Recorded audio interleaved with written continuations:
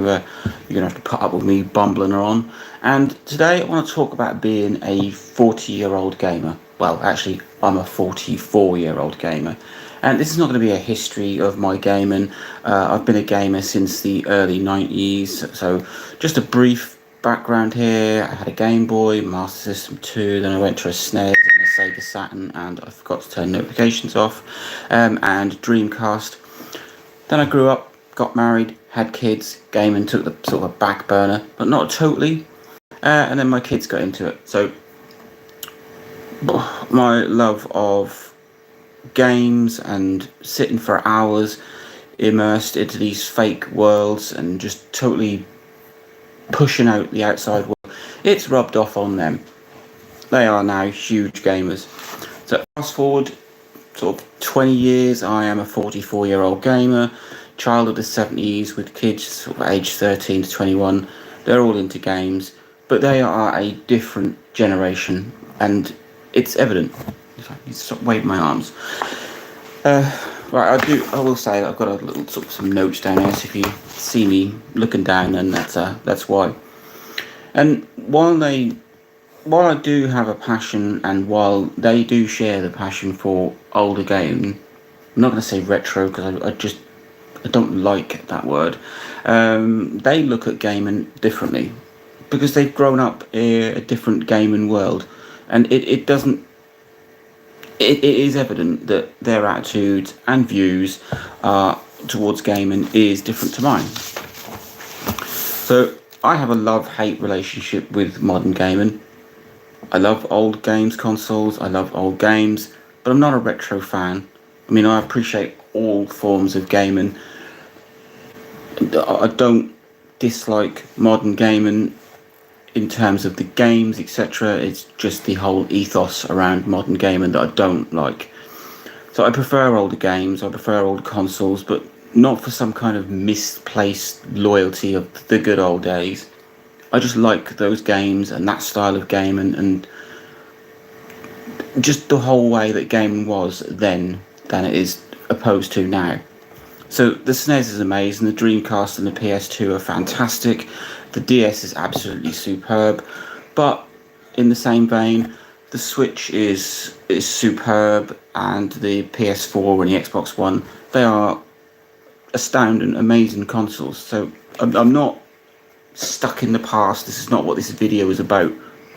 Maybe, not entirely sure.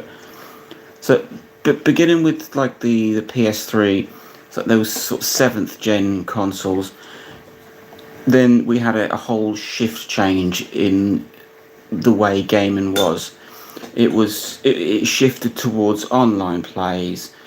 That was a main focus like never before. Servers, PSN's accounts, online MMOs, lack of campaigns, and stories, and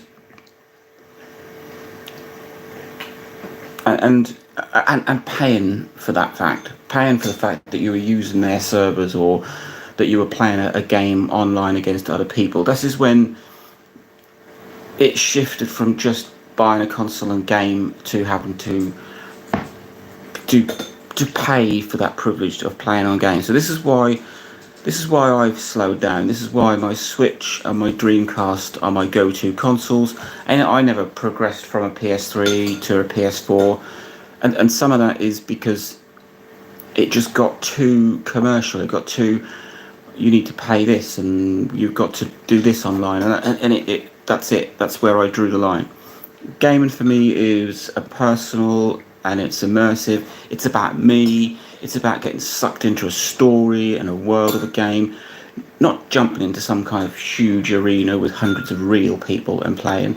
And gaming for me is about going to a shop and buying a game and actually holding it and owning it and appreciating it. And then when I'm finished with it, it sits on the shelf in a nice little collection, not renting it from some kind of mass conglomerate or having it for a little while and then it disappearing off of some sort of game renting service, which you then don't have anymore. I like a collection. I like them to be mine, and all of what I've just said is a bit of a generational thing. I think my kids grew up 20 years later. GameCube, 360, Wii, they were sort of family consoles, and then they branched out and got their own things like PS3, PS4, Xbox One for themselves. And that's the world that they grew up in, 20 years later than me. And it's absolutely noticeable. A world where online is everything and renting games is fine, having everything digitally stored and tied to your account. That's their generation. That's a 20-year-old's view of what gaming should be, and they see nothing wrong in it. Whereas I'm a 40-year-old gamer who don't like that. I don't like the whole. It's not about you. I'm old. I get that, but I'm not. I'm not just full of nostalgia. Game companies produced systems they used to, and games for you. It was all about you as the customer, as the gamer, trying to make you happy, trying to get you into their ecosystem, etc. Now, it's all about them and how much money they can make and how much they can constantly pull out of the gamer, even on a monthly basis with these sort of servers and Game Pass and what's the PlayStation one called? I forget. PlayStation Plus. PlayStation Plus. There you go.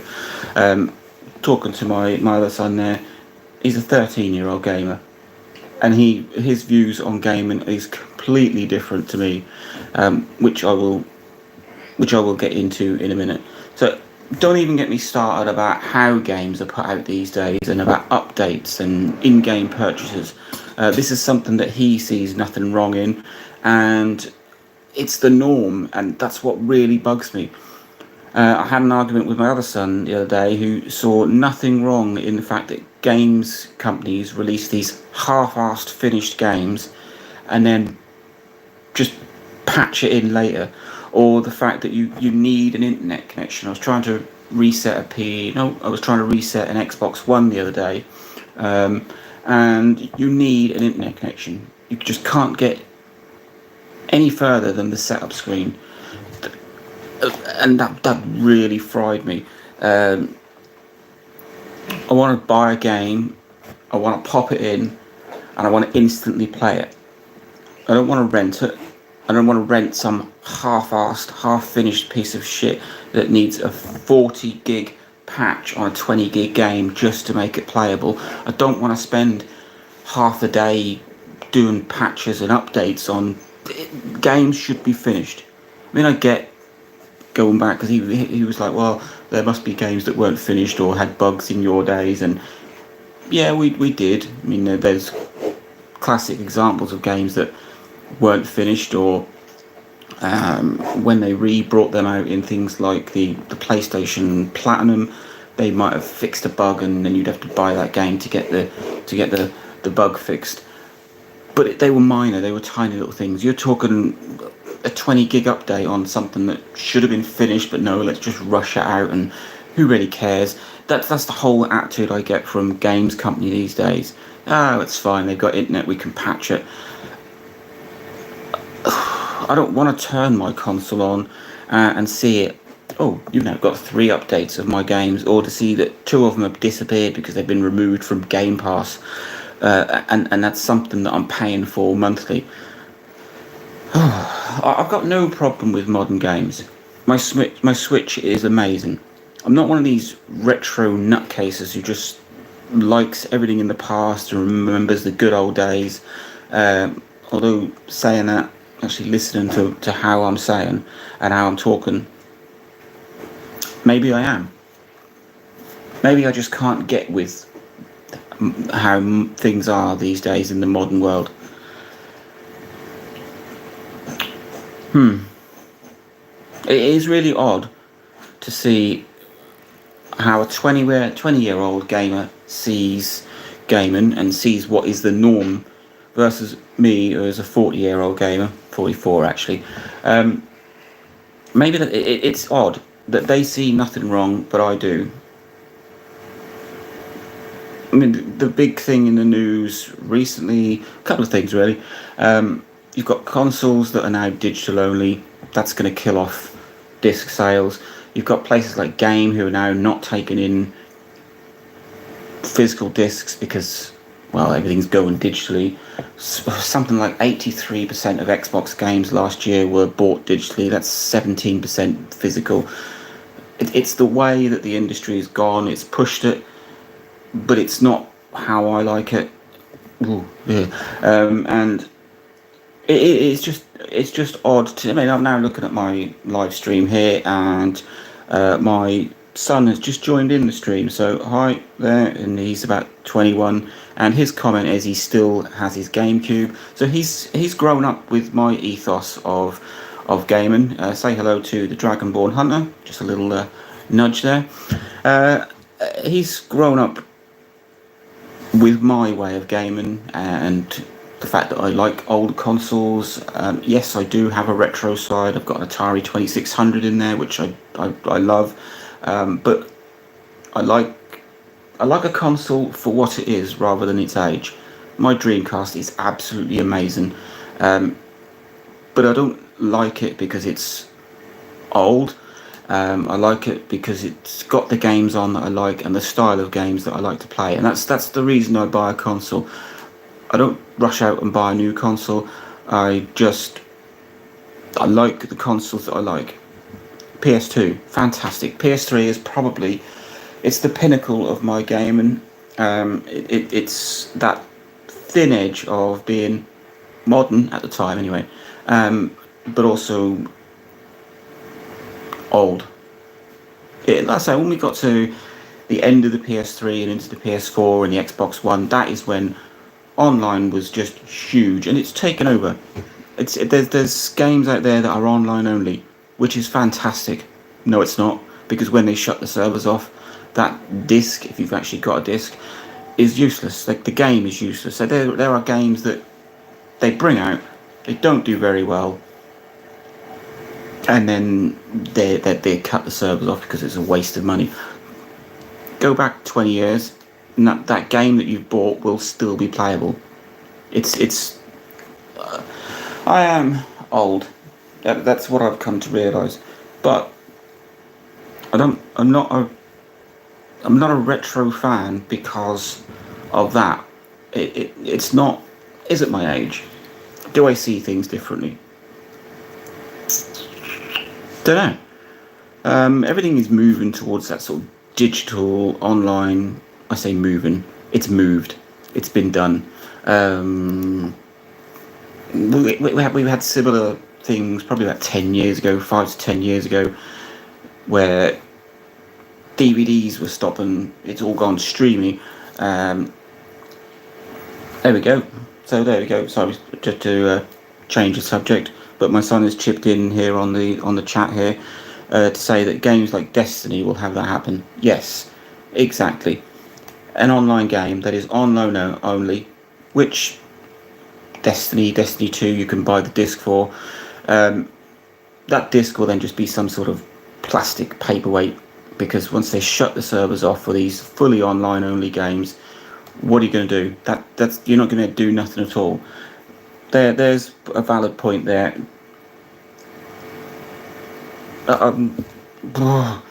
It's annoying. It's frustrating, because I mean he's a bit of an exception, because I think he can see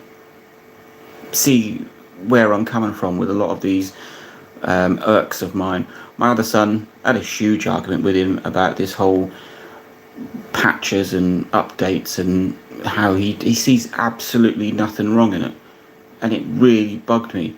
So you buy a game and it gets updated. Now a tiny little update I can just about forgive. The Switch has updates, they're tiny. But when you are downloading something like Cyberpunk, and okay, so let's take Cyberpunk. That is a prime example of how they screw things up and then just expect the customer to go with it, to treat it like it's the norm. Now, if you bought Cyberpunk on a disc, that's a huge install, 40 odd gig. to then get that to the level where it was actually usable at some point, besides the fact that it was so crap in the first place that they took it off the store, refunded, waited for it to be fixed, and then redid it. Then you're talking about 80 gig update for Cyberpunk. You had Cyberpunk, and that was a massive update, wasn't it? Yeah? So that's what pisses me off, excuse me. That's what really annoys me. If you were to download it digitally, that is a little different. And this is something that I was talking to my other son about, is that you've got something like Cyberpunk. Now, it gets fixed. Now, if I was to download Cyberpunk now, I would download the fully fixed version, I'm assuming. So I wouldn't have to download the base game and then get it patched. So, whenever you download a game, you generally, I think, someone correct me, you down there, that you end up with the latest game with the fixes, etc. It's the same. I was trying to talk to him about Minecraft. Minecraft has been out 10, 13 years, and when you go on the store now, you wouldn't download Minecraft 1.0 and then have to get the fixes. You would download the latest version. Yes, thank you very much. So in some ways, digital downloads are a good thing because you get the latest, but that's trying to justify going around it. That's trying to justify the fact that you've got a crap game in the first place that needs all these patches and fixes. That is a huge bugbear of mine. Games should be finished when they're released, and okay, they're huge these days, there's so much more in them. We're not talking about bouncing Mario across the screen in 8-bit, so it's a lot more complicated and graphical and glitchy and huge and blah blah blah blah blah. No, bang out a game that actually works. Bang out a game that doesn't require half a day to update it. I'm going off on a little tangent here, but you can hear from my tone of voice the way that as a 40-year-old person, that is my views. That is my generational view, I think. And it's not going to change, and nor is the way that the industry is going. We're going to get to the point where you don't buy a console, it's going to be streamed and everything's tied to an account. You're not even going to need space on your own thing. We've had, I think it's PlayStation Now, and Xbox have got if they have got one out, or whether they're trying to bring one out, this just a streaming, basically a controller that's got massive Wi-Fi that connects to servers, and it's not quite there yet. It's not as good as it needs to be. It's very laggy and no, stop. Buy a console, buy a disc, put it in, play it. That is where I want to be. That is how I like things to be. I don't want to be MMO'd and online and updated and I'm rambling and I'm trying to pick up my notes. I think my gist of this is that gaming has gotten out of the hands of gamers themselves. It's more about the corporations and the companies, and they're just trying to push things. So I'm going to sit here with my consoles that I want to play. I'm not a retro fan. I'm not old and just not liking anything new. I have nothing against new consoles. Xbox Series X, fantastic. But I want to buy a game, put it in, play it, job done. PS4, PS5. Like I said, my Switch is my go-to console at the minute. And the little niggles there about updates and things. Right, so I'm going to finish. I'm a 40-year-old gamer who likes to moan about things and just... maybe I am. Maybe I do hark back to the older way of doing things, and maybe it's just my age. But anyway, I'm gonna drop out here. That's me looking at gaming, which I've done for 30 years. I've got plenty of experience, and I don't see it going away. But I haven't moved with the times in terms of consoles as much as I used to because of all this new fangled streaming, paying, in-game purchases online. That's not me.